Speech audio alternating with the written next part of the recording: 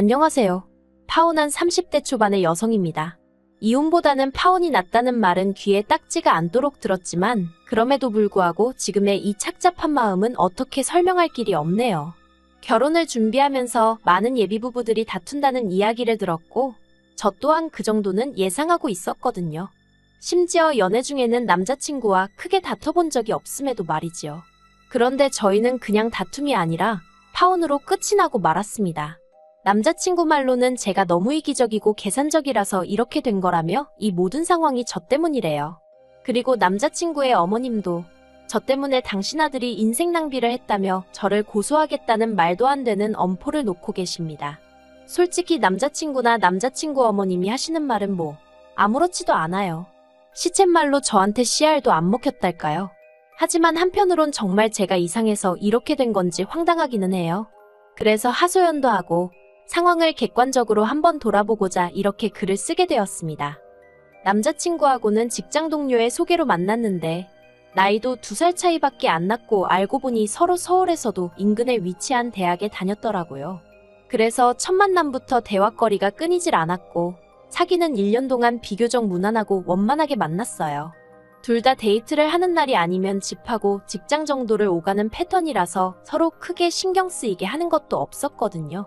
그리고 무엇보다도 회사는 달랐지만 둘 다 공기업을 다니고 있다 보니 결혼 이야기가 오가는 와중에도 경제적인 부분은 크게 염려하지 않았었지요.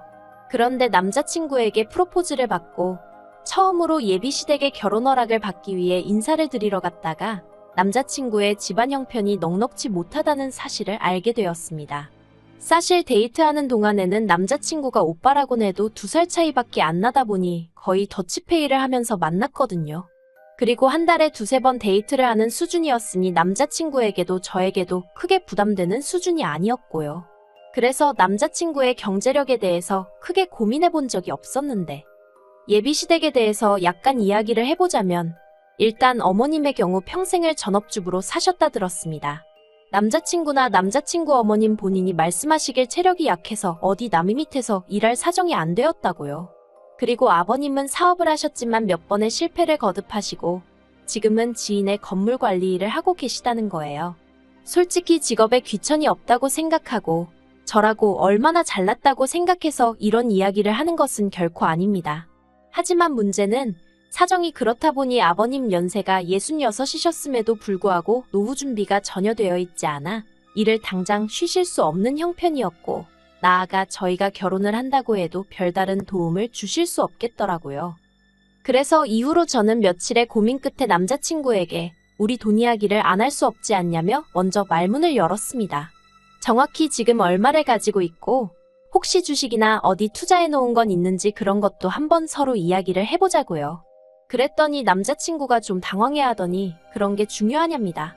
자기가 얼마 버는지 제가 알고 있으면 된 거 아니냐고요. 그래서 그럼 결혼 준비며 신혼집이며 그런 거 할 때는 누구 돈으로 어떻게 할 거고 예산은 어떻게 잡냐고 제가 따지듯 물었더니 한다는 소리가 그런 건 미처 생각을 못했다나요.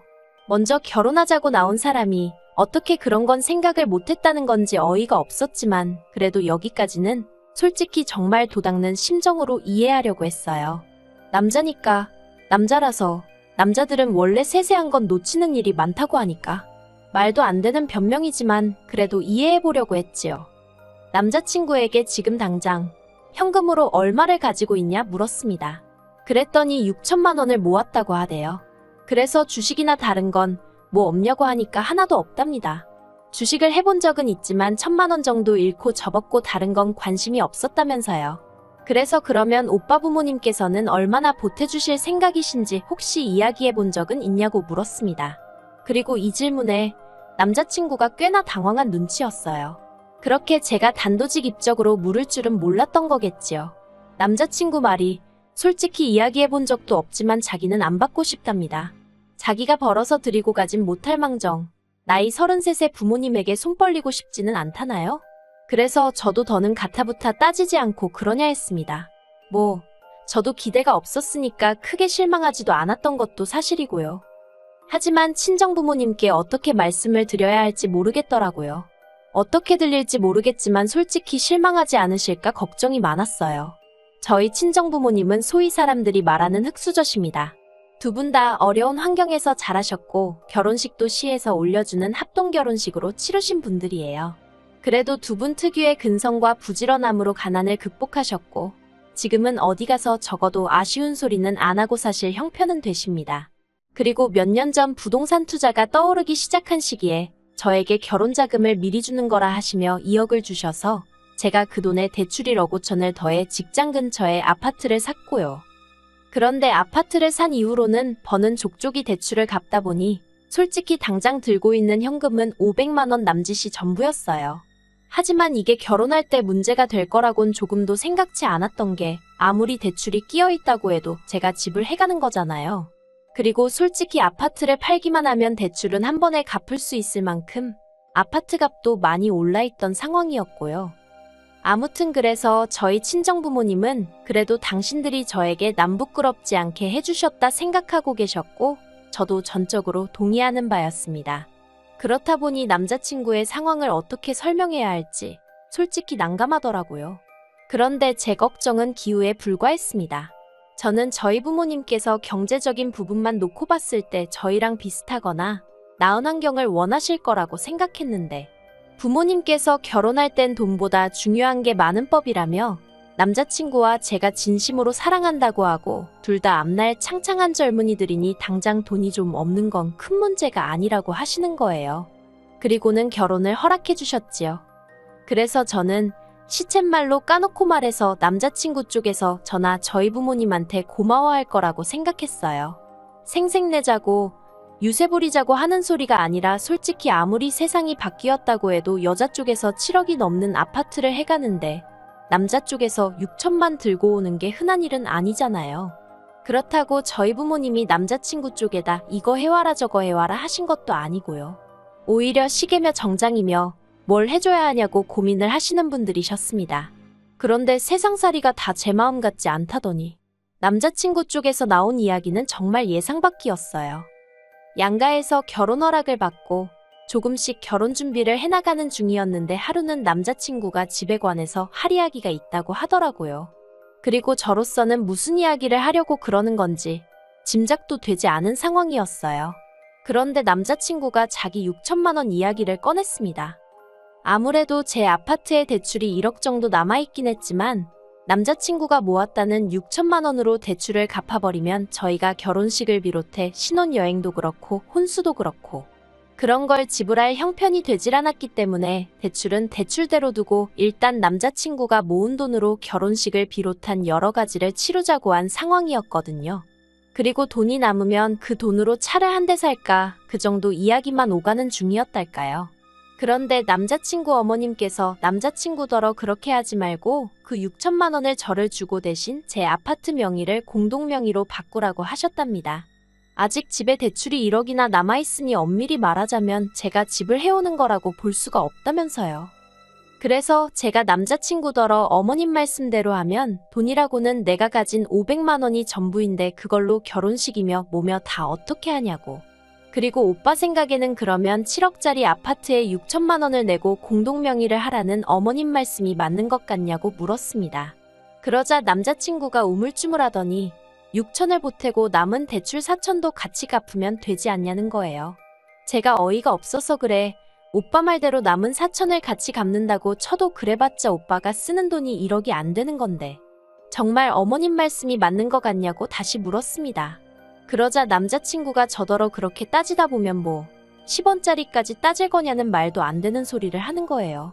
그리고 이 시점에서 이미 저도 너무 황당해서 처음으로 이 결혼을 하는 게 맞나라는 생각까지 하게 되었지요. 그래도 사실 그 순간 바로 파혼하자 소리는 못했고 혹시 내가 뭘 잘못 생각한 부분이 있나 싶어서 며칠 동안 혼자 소가리를 했어요. 그런데 아무리 곰곰이 생각을 해봐도 7억짜리 집에 대출 1억이 있다고 집을 해온 게 아니라는 소리를 들을 정도인가 싶더라고요. 그리고 공동명의라니 그게 가당키나 한가 싶었고요. 그래서 고민 끝에 남자친구와 만나 공동명의는 못하겠다고 했습니다. 계획대로 오빠 돈으로 결혼식이며 필요한 데 쓰고 남으면 차를 사던지 하자고 그게 아니면 결혼 자체를 다시 생각해보자고요. 그랬더니 남자친구가 제가 이해가 안 된답니다. 자기 돈으로 대출을 갚으면 매달 나가는 원금하고 이자가 아껴지니까 돈도 더 빨리 모을 수 있지 않냐면서 결혼식이랑 다른 돈 들어가는 건 일단 카드로 할 수 있는 건 하고 축의금도 들어오니까 그걸로 대충 해결할 수 있을 거라면서 차도 당장 필요한 게 아니니까 안 사도 되지 않냐고요. 그래서 제가 그렇게 한다고 해도 공동명의는 못 해준다니까. 저더러 야같다는 거예요. 그러면서 한다는 말이 막말로 자기 돈 6천으로 자질구레한 데다 다 쓰고 나서 저랑 이혼이라도 하게 되면 자기한테 남는 게 뭐가 있냐며 저한테 너무 이기적이라나요. 그리고 남자친구가 그런 생각까지 했다는데 저는 정말 크게 충격을 받았습니다. 곰곰이 생각해보면 남자친구가 뭘 걱정하는지 아예 이해 못할 것은 아니었지만 그래도 결혼을 앞두고 이혼을 하게 되면 자기가 손해를 얼마나 볼지 그런 걸 따지고 있었다는 사실 자체가 소름이 끼쳤달까요. 그래서 그전까진 제가 남자친구가 행여 기분이 상하진 않을까 싶어서 돈에 관해서는 할이야기를 돌려서 하기도 하고 한마디로 정말 배려를 했는데 말귀를 못 알아들어 먹는 건지 말이 안 통하는구나 싶어서 대놓고 말하기 시작했어요. 그런 식의 논리면 나야말로 오빠 말대로 공동명의해줬다가 이혼이라도 하게 되면 어떻게 하냐고요. 그러자 남자친구가 그러니까 이혼을 안 하면 되는 거 아니냐며 화를 내는 거예요. 사귀는 동안 의견이 늘 일치하는 것은 아니었지만 그래도 말이 안 통한다 싶은 적은 없었는데 남자친구가 보이는 뻔뻔한 태도에 저는 정말이지 두 손 두 발을 다 들고 싶은 심정이었습니다. 그래서 남자친구더러 아무래도 우리 결혼은 다시 생각해보는 게 좋겠다고 했어요. 그리고는 남자친구에게 오빠 도움이 없어도 빚은 내가 혼자 갚을 수 있고 차도 내가 필요하면 살 능력은 된다고. 나는 오빠가 가진 게 없어도 딱히 바라는 게 없었는데 오빠는 그게 아닌 것 같으니 결혼은 안 하는 게 낫겠다 했습니다. 그런데 정말 가증스럽게도 제가 자기 예상보다 세게 나가서 그런 건지 갑자기 꼬리를 내리는 거예요. 아무래도 자기가 표현을 잘못한 것 같다면서 그런 뜻이 아니었다나요? 하지만 그날 이후로 저는 남자친구의 모든 연락을 거부하기 시작했습니다. 헤어지자고 말은 해놨으니 막말로 남자친구 쪽에서 받아들이든 받아들이지 못하든 그건 제 알바가 아니라고 생각했거든요. 그러자 남자친구는 처음엔 전화를 그렇게 해대더니 1시간에 10몇 개에 달하는 문자를 보내기 시작했고 급기야는 제 회사 이메일 주소로 사적인 이메일까지 보내는 게 아니겠어요. 자기도 사회생활하니까 회사 메일로 사적인 내용을 보낸다는 게 서로에게 얼마나 좋지 못한지 뻔히 알면서 그러더라고요. 그리고 남자친구의 찌질하고 경솔한 행동에 저는 그나마 남아있는 정도 뚝뚝 떨어지는 듯 했습니다. 그리고 급기야 어떻게 된 건지 한 번밖에 뵌 적 없던 남자친구 어머님까지 저희 회사 앞으로 찾아오셨더라고요. 너무 당황스러웠지만 로비에 보는 눈도 많고 아는 얼굴들도 있어서 일단 근처 카페로 모시고 갔어요. 그리고는 어떻게 무슨 일로 오신 거냐 물었습니다. 남자친구에게 저희 헤어진 거 못 들으셨냐고도 했고요. 그러자 그 일 때문에 오셨다면서 저더러 너무 괘씸해서 한마디 하러 오셨다나요. 황당했지만 여전히 회사 근처라서 저도 똑같이 큰 소리를 낼 수도 없었고 그래서 일단은 듣고만 있었어요. 그런데 남자친구 어머님 말씀이 정말 하나하나 가관도 아니더라고요. 당신 아들 나이가 33으로 저만 아니었으면 더 참하고 잘난 여자를 만났을 수도 있다면서 제가 당신 아들의 시간을 낭비하게 만들었답니다. 그리고 당신은 그런 것도 감안해서 아파트 공동명의 이야기를 꺼냈다는 거예요. 솔직히 무슨 소리를 하는 건지 이해가 전혀 되질 않았어요. 저한테 사귀자고 따라다닌 것도 남자친구였고 결혼을 하자고 든 것도 남자친구였는데 뭘 제가 시간 낭비를 하게 했다는 건지 오죽할 말이 없으면 억지도 저런 억지를 쓸까 싶었달까요. 그래서 제가 지금 저더러 어쩌라는 거냐고 물었습니다. 그랬더니 그냥 결혼을 하래요. 공동명의는 안 해도 되니까 대신 대출은 저 혼자 갚고 결혼식에 들어가는 비용이며 기타 비용도 제가 부담하랍니다. 그러면 당신도 더는 말 안 하겠다나요? 어이가 없어서 제가 뭐하러 그렇게까지 해서 제가 어머님 아들이랑 결혼을 하느냐고 받아쳤어요. 뭐 얼마나 별 볼 일 있는 남자라고 제가 그렇게까지 하느냐고요. 그러자 어머님이 저더러 막말을 하네. 어쩌네 그러더니 피해 보상받을 거라고 고소한답니다. 정말 오렌지 주스 한 모금 마셨다가 그대로 뿜을 뻔했다니까요. 그래서 고소 많이 하시라고 했네요. 그리고 그게 엊그제 있던 일로 이제 남자친구는 저더러 독한 액슨이 뭐니? 난리도 아닙니다. 정말 적을수록 제 머릿속이 깨끗이 정리가 되는 기분이네요. 남자친구도 남자친구 어머님도 제정신 아닌 거 맞는 것 같아요. 저한테 검은 속내를 다 들키고 나니까 민망해서 저러는 건지. 아무튼 이번 일로 결혼에 대한 환상은 완전히 깨졌고요.